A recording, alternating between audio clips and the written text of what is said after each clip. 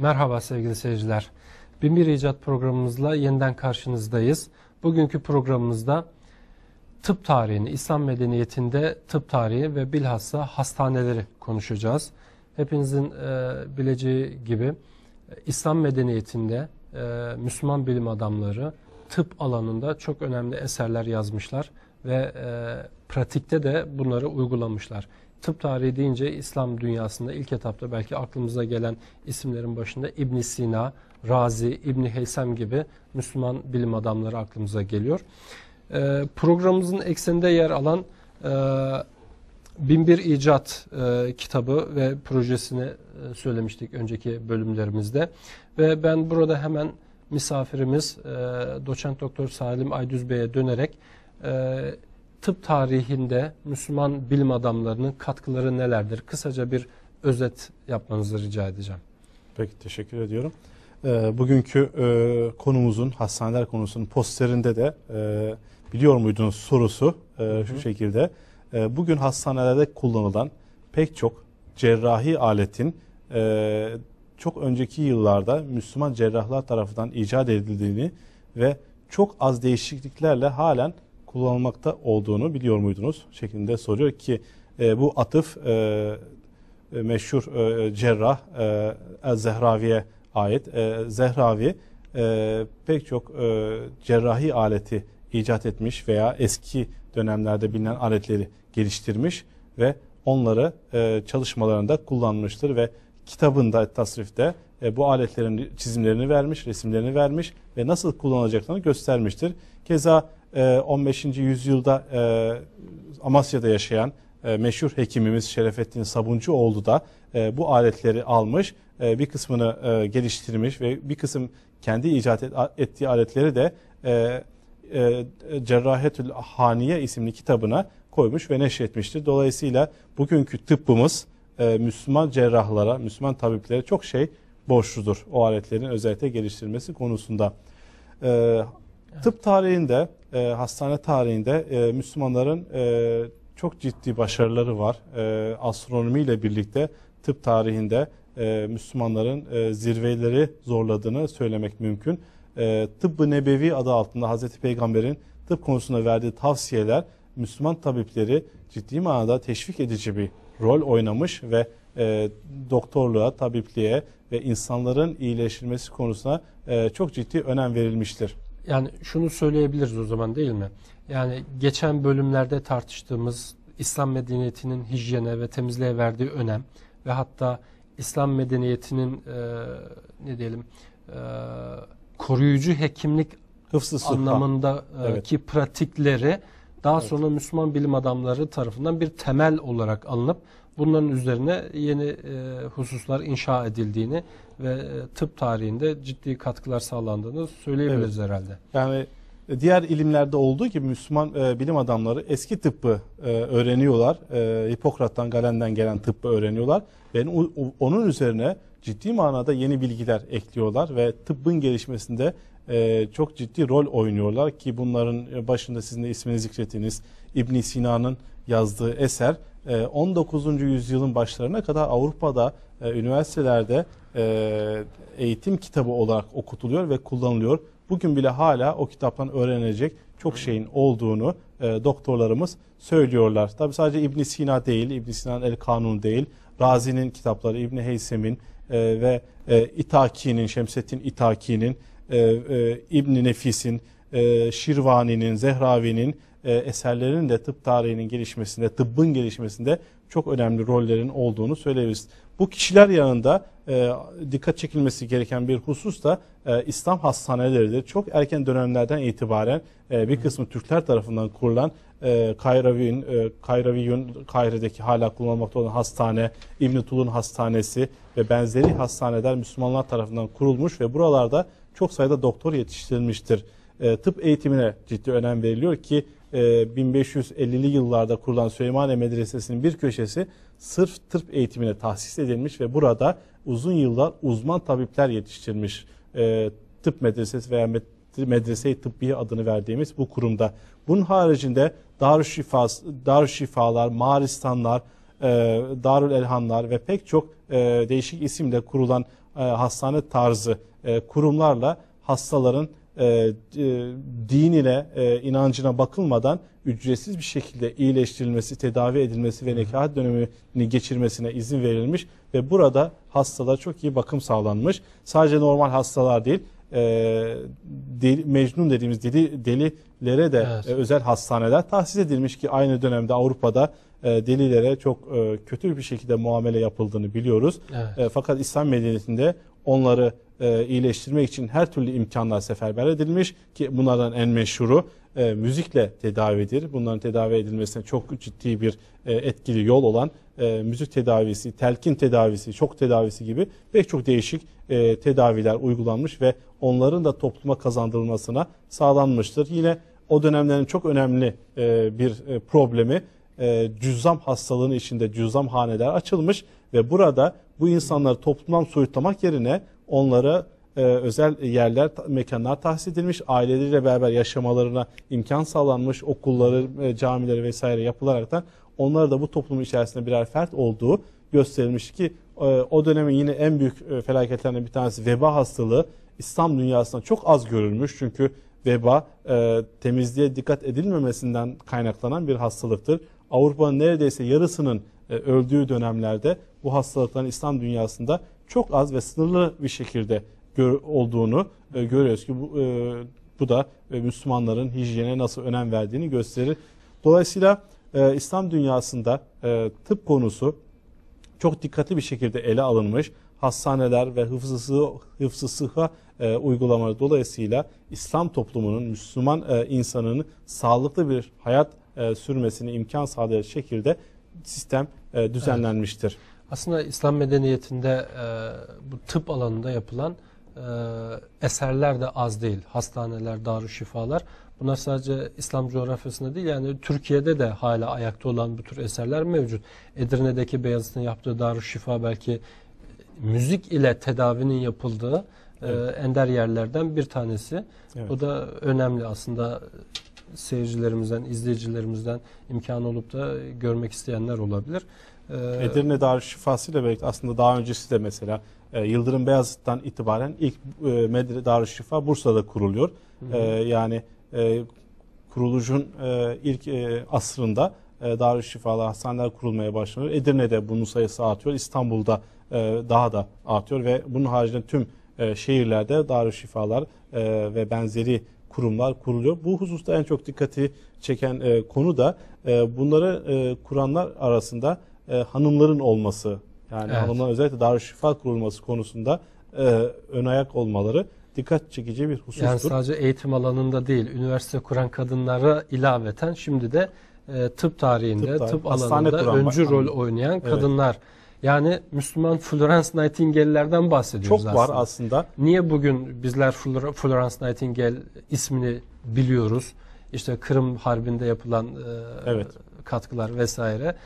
Ama İslam dünyasında bu tür örnekler maalesef ön plana çıkmıyor. Bu da herhalde bizim bilgi eksikliğimizden kaynaklanıyor. Evet. Mesela Gevher Nesibe Sultan Darüşşifası, evet, İstanbul'da Haseki Darüşşifası.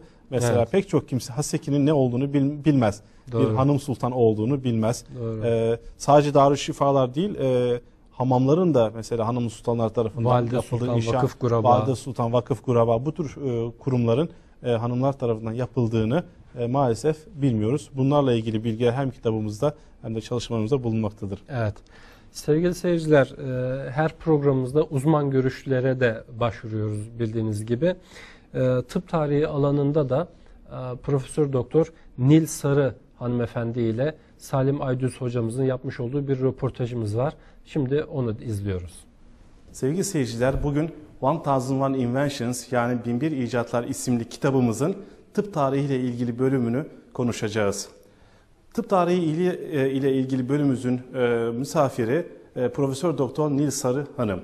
Nil Sarı Hanım İstanbul Üniversitesi Cerrahpaşa Tıp Fakültesi Tıp Tarihi ve Deontolojisi Anabilim Dalı Bölüm Başkanı. Hocamız aynı zamanda kitabımızın yazarlarındandır. Şimdi Nil Sarı hocamıza kitabımızın bu bölümüyle ilgili ve genel olarak İslam bilim tarihi ve İslam tıp tarihi ile ilgili bölümlerle ilgili sorular sormak istiyorum. Hocam hoş geldiniz. Hocam öncelikle İslam medeniyetinde tıp müesseselerinin, hastanelerin konumu nasıldı, işleyişi nasıldı, ne tür faaliyetlerde bulunuyordu, özellikleri nelerdir, hastalara davranışı ve hastalara verdikleri tedavi şekilleri nelerdir? Bu konulara bize bilgi verirseniz sevinirim. Bu İslam medeniyetinin bize bıraktığı mirası tanıtan bir kitap var şu anda elimde. Ben sergiyi de Manchester'da gezdim. Hakikaten ikisi birbirini çok güzel tamamlıyordu. Gerek serginin deki bir takım aletlerin olduğu gibi canlandırılması ve yaşatılması, gerekse bu kitabın hafızalara kaydedilmesi için bu kitabın yayınlanmış olması İslam medeniyet tarihi için büyük bir kazançtır. Bugün ben sizlere İslam medeniyetinin en güçlü yönlerinden biri olan sağlık kurumlarıyla başlamak istiyorum. Biliyorsunuz ki her alanda olduğu gibi sağlık alanında da eğer kurumlaşma olmaz ise ilerlemek mümkün değildir. Çünkü bireyin ya da tek kişinin ya da küçük grupların yürütebileceği bir hadise değildir. Bu hastanelerin kuruluş yapısına ve işletme düzenine baktığımız zaman çok hakikaten hayretler içinde kalıyoruz. Fakat ayrıca şunu da düşünüyorum ki biz bu yöntemle yine hastaneler, sağlık kurumları işletebiliriz. Vakıf dediğimiz bir kuruluştur hastanelerde. Dolayısıyla bütün hastalar, fakir ve zengin, parasız olaraktan tedavi edilirler. Tedavi edilene kadar hastanede bakılırlar ve kendilerine gerekli olan ilaçlar ve yiyecekler kendilerine takdim edilir.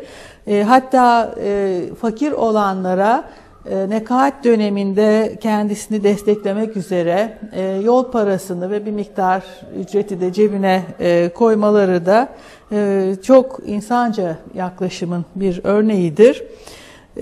Hastanelerde aslında bir sağlık ekibi çalışmaktadır. En başında bir başhekim ya da sertabip bulunur. Bu genellikle en kıdemli tabip olan kişidir. Bunun dışında ikinci ve üçüncü tabipler vardır. Bunlar baş tabibin yardımcılarıdır. İslam döneminde Selçuklularda ve Osmanlılarda da böyledir. Bir sağlık uzmanlığı alanında bir uzmanlaşma vardır. Mesela cerrahlar ayrı bir sınıftır, ayrı bir uzmanlık alanıdır. Ve tabipler ve cerrahların işleri ayrı ayrı görülmektedir. Bir üçüncü uzmanlık alanı kehaller yani göz hekimleridir. Bunun dışında biraz sonra tekrar değineceğiz. Eczacılar ayrı bir meslek sınıfı olarak karşımıza çıkar. Hatta eczacılıkla meşgul olanların da kendi kendi meslekleri dahilinde alt sınıflamaları, alt meslek grupları olduğunu da görmekteyiz. Mesela nereden bunları öğreniyoruz? Darüşşifa adını verdiğimiz hastanelerin vakfiyelerinden ediniyoruz bu bilgileri.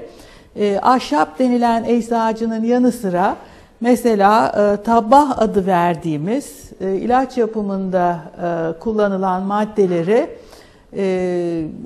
sıvı ya da macun şeklinde ya da toz şeklinde elde eden çeşitli uzmanlık dalları vardır. Hatta o kadar ayrıntıya gidilmiştir ki Edviye Kup adı verilen bir özel güçlü kuvvetli bir kişinin ilaçları dövmek üzere burada görev yaptığını görüyoruz. Gerek doğulu gerekse batılı kaynaklar darüşşifaların çok temiz olduğunu, son derece itina ile muamele edildiğini gösteriyor. Ve 8. yüzyıldan itibaren hastane adını verebileceğimiz sağlık kurumlarının oluşturulduğunu görüyoruz. Ve sevinerek söylemek isterim ki bunların birçoğu da Türk idareciler tarafından kurulmuştur. Mesela 9. yüzyılda Tolunoğullarının kurulduğu İbn Tolun Hastanesi ve daha sonra 13.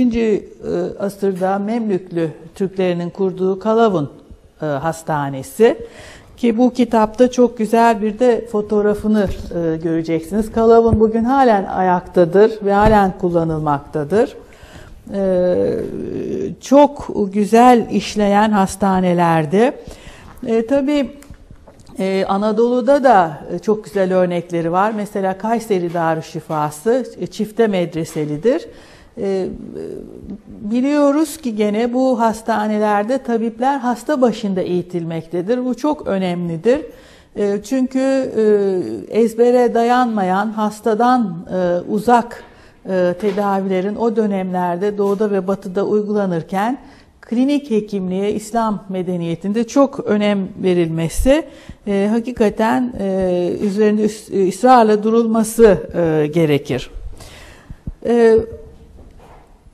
Tıp eğitiminin İslam dünyasında ayrı bir tıp medresesinde yapılan en önemli kurum Süleymaniye Külliyesi'nin bir bölümü olan Süleymaniye Tıp Medresesi'dir.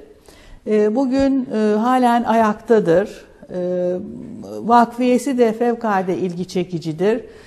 Tıp öğrencilerine ders veren müderris ve öğrencilerinden beklenen çok önemli ahlak özellikleri vardır.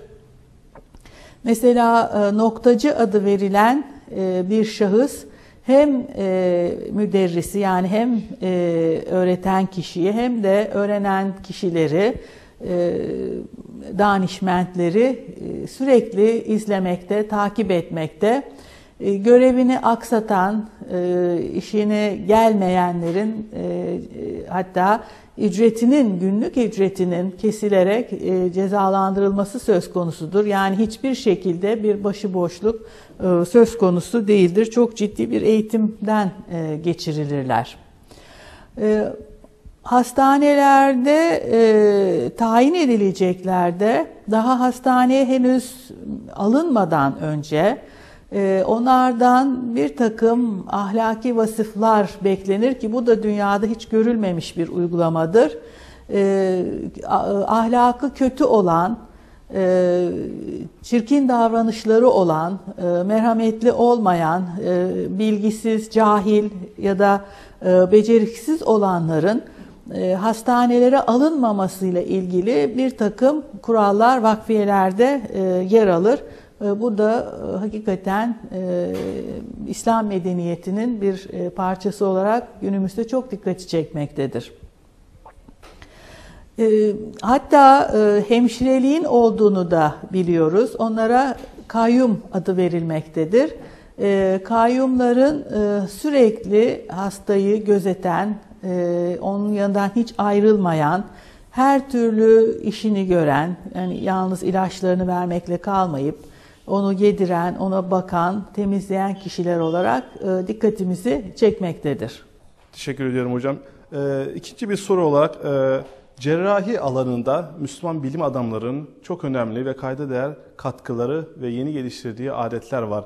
Cerrahi alanında Müslüman bilim adamlarının ortaya koyduğu yenilikler nelerdir? Ne tür aletler geliştirmişlerdir? Ve bu sahada özellikle zikredilmesi gereken bilim adamları, tabipler, cerrahlar kimlerdir? Bahseder misiniz? 10. yüzyılda yaşamış olan Zehravi'nin El Tesrif adlı kitabında çok geniş bir bölüm cerrahiye ayrılmıştır.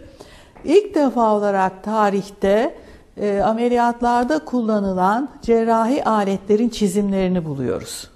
Daha önce bunların bir takım isimleri, bir takım el yazmalarında geçmektedir ama bunların şekillerinin nasıl olduğunu ilk defa Ez-Zahravi'nin kitabında görüyoruz. İkinci bir şey daha bizi çok şaşırtıyor. Gerçekten çok çok önemli.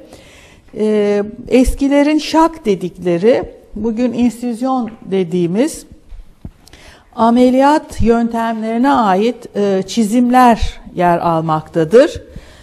Bu çizimler de cerraha bıçağı nasıl kullanacağına ve dokuyu nasıl keseceğine dair yöntemi tasvir ile, yani göstererek, çizerekten anlatmaktadır ki çok önemlidir.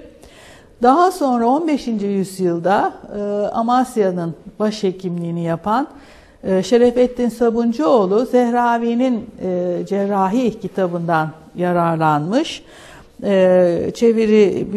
Bu eseri çevirdikten sonra kendi katkılarını da eklemiş kitaba ve burada da dünyada gene ilk defa olarak hekimin, cerrahın hastasını nasıl muayene ettiği, nasıl ameliyat ettiği ve nasıl müdahale ettiğini gösteren resimleri buluyoruz ki bu da ilk defa yapılmaktadır. Bu da cerraha aleti nasıl tutacak, dokuyu nasıl kesecek, hasta nasıl oturacak, hekim nasıl bir pozisyonda bulunacak, bunu göstermekte, öğretmektedir. Tabii aletlerde de bir takım yenilikler getirilmiştir. Daha kendilerinden önceki aletlerde bir kere değişiklikler yapmışlardır.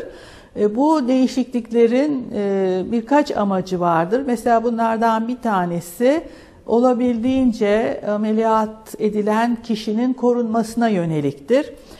Mesela diyelim ki bir dokuyu dağlayarak tedavi edecek hekim.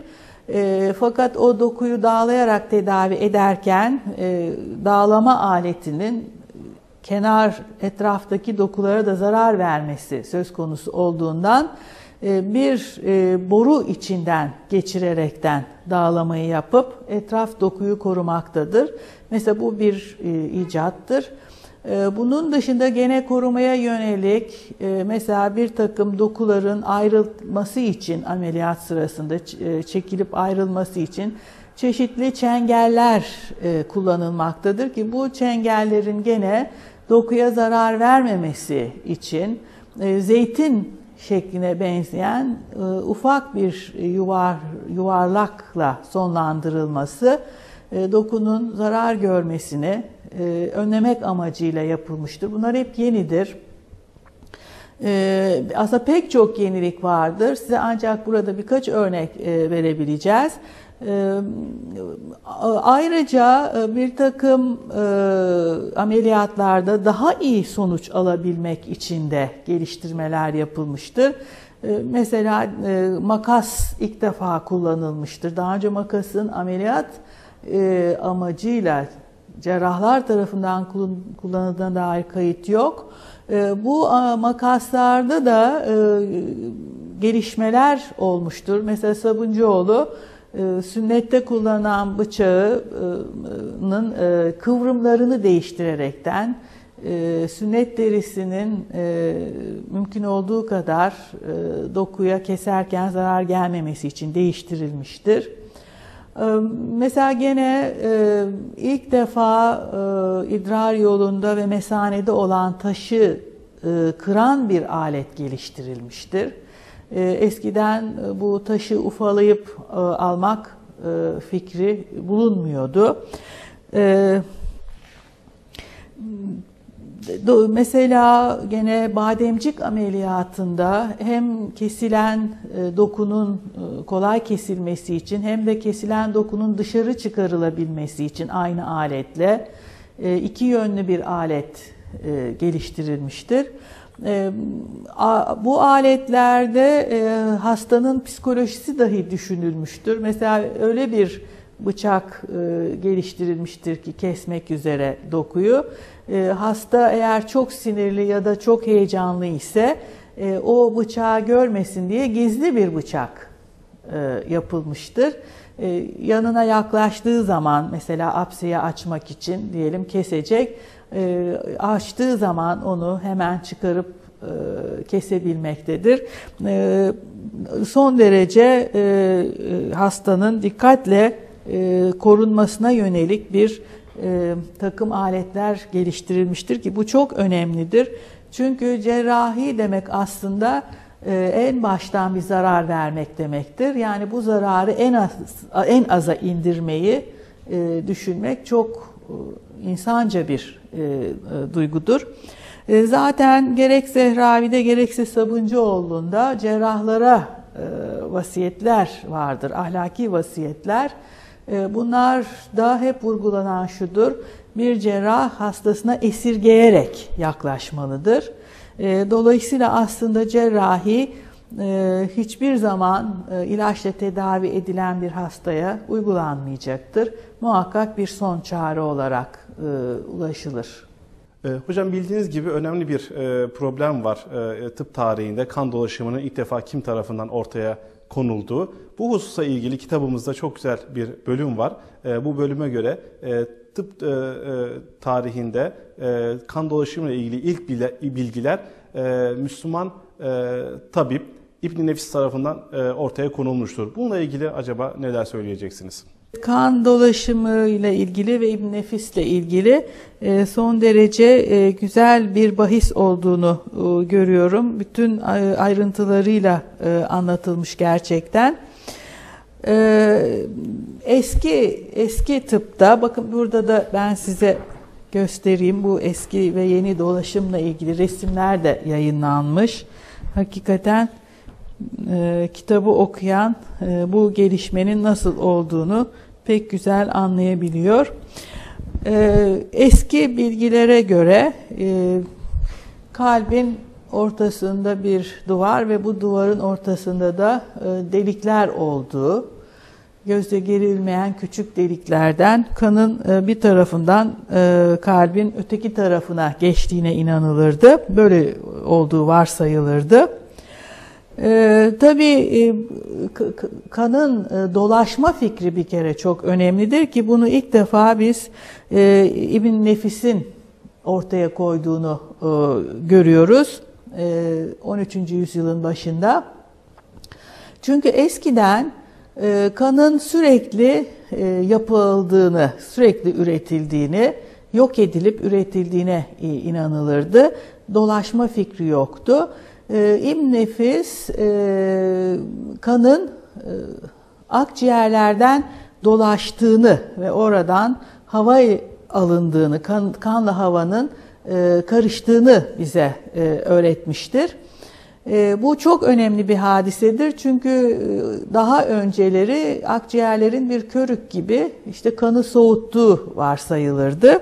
Fakat tabii İbn Nefis'in bu buluşu uzun zaman kitaplar arasında saklı kaldı ve daha sonra Harvey'in 17. yüzyılda dolaşımı bulduğu söylendi.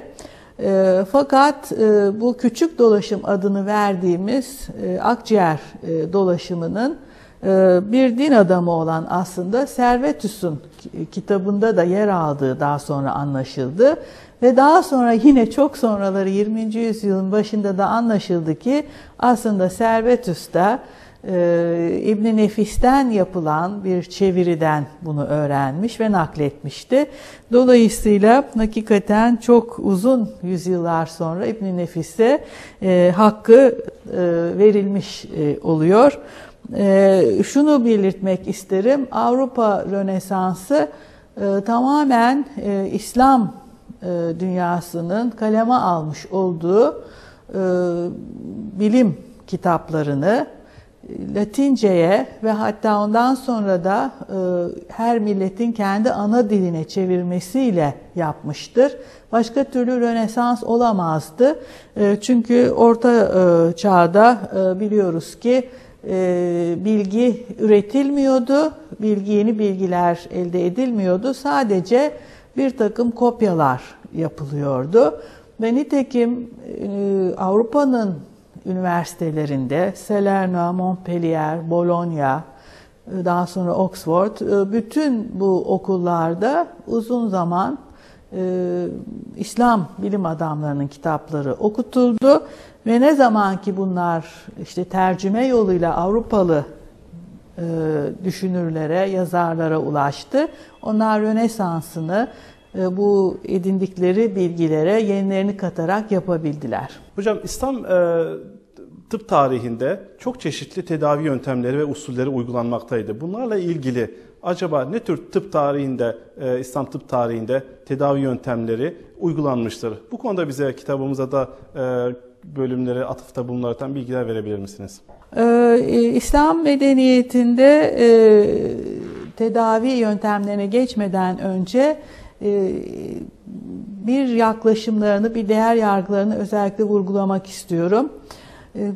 Hiçbir zaman Avrupa'daki gibi İslam hekimleri hastaları üzerinde ya da insanlar üzerinde deney yapmaktan hoşlanmazlardı. Onların bilgi edinmeleri daha çok tecrübeleri ne dayanıyordu? Zarar vermemek için bir takım küçük değişiklikler yaparaktan adım adım ilerliyorlardı. Mesela biz Avrupa'ya baktığımız zaman mesela 17. yüzyılda rahatlıkla bir köpekten insana kan nakledebiliyorlardı. Sadece merak uğruna bu yapılıyordu. Dolayısıyla böyle zarar verici deneylerden uzun zaman kaçınmışlardır. Tercih ettikleri tedavi, daha doğrusu ilk başvurdukları yöntem önce perhizle, yani bugün diyet dediğimiz tedavi yöntemidir ki çok koruyucu bir tıptır aynı zamanda. Hastalanmamak üzerine ilk tedbir alınır. Bunun için dönem dönem kullanılan bir takım bitki kökenli şerbetlerden yararlanırlar. Yahut da mesela bugün de çok etkili kandaki pıhtıyı çözücü olduğunu bildiğimiz sülük vasıtasıyla, yani koruyucu usullerle tedavi ederler. Mesela bugünle bir kıyas yapacak olursak, diyelim ki tansiyonu yükseliyor hastanın. Önce ilaç vermezdi bir İslam hekimi. Önce bunu beslenmesine dikkat ederek, işte tuzsuz yiyerek ya da tansiyonu yükseltecek maddelerden kaçınarak tedavisine kalkışırdı. Dolayısıyla bütün besin maddeleri ilaçla tedavinin birinci ayağını teşkil ederdi. Daha sonra gene bitkilerle yapılan ve terkipten çok önce tek bir duruğu tercih ederlerdi ki İslam tababetinde ikiye ayrılırdı. Müfredat ve mürekkebat adı verilirdi. Müfredat bugün durak adını verdiğimiz bitkilerin ilaç olarak kullanılan kısımlarına verilen ad. Mürekkebat ise bir reçetedir. Yani birçok drogun bir araya gelmesinden meydana gelen bir reçetedir. Ve kullanılan bu bitkiler öncelikle yan tesiri çok olmayan bitkilerdir. En son artık çare bulunamadığı zaman içinde zehirli, yani toksik madde bulunan bitkilere başvurulur. Çok güzel müfredat kitapları vardır. Çok güzel Akrabiddin adı verilen mürekkebat kitapları vardır. Mesela İbn Baytar'ın kitabı yüzyıllarca kullanılmıştır. Biruni'nin kitabı çok önemlidir. Mesela El-Kindi'nin kitabında ilaçların miktarları ile ilgili, dozlarla ilgili çok ciddi bilgiler vardır. Aslında araştırmacılar bunları üzerinde çalışaraktan bugüne yeni ilaç katkılarında bulunabilirler. Çünkü yüzyılların getirdiği tecrübeye sahiptir bu kitapların yazarları. İlgi çekicidir ki aynen bugünkü gibi eski eczacılık ve tıp kitaplarında ilaçların muadilleri de verilir. Mesela diyelim bu bitki değil, bulamazsan onun yerine şu bitkiyi kullanabilirsin şeklinde. Gene çok ilgi çekicidir ki yan tesirlerden söz edilir ve yan tesirlerini giderecek diğer bitkilerle birlikte alınması tavsiye edilir ve bunların da neler olduğunun isimleri verilir. Bitkilerle tedaviye ait minyatürlü çok güzel kitaplar vardır. Selçuklular döneminde çok güzel Arapça ve Farsça kitaplar yayınlanmıştır. Burada resimlerini görüyorsunuz. Ayrıca sağdaki de bugün Süleymaniye Kütüphanesi'nde bulunan İbn Sina, İbn Baytar'dan alınan bitki örneklerine ait kitaptır. Hakikaten bitkilerle tedavi konusu bir deryadır.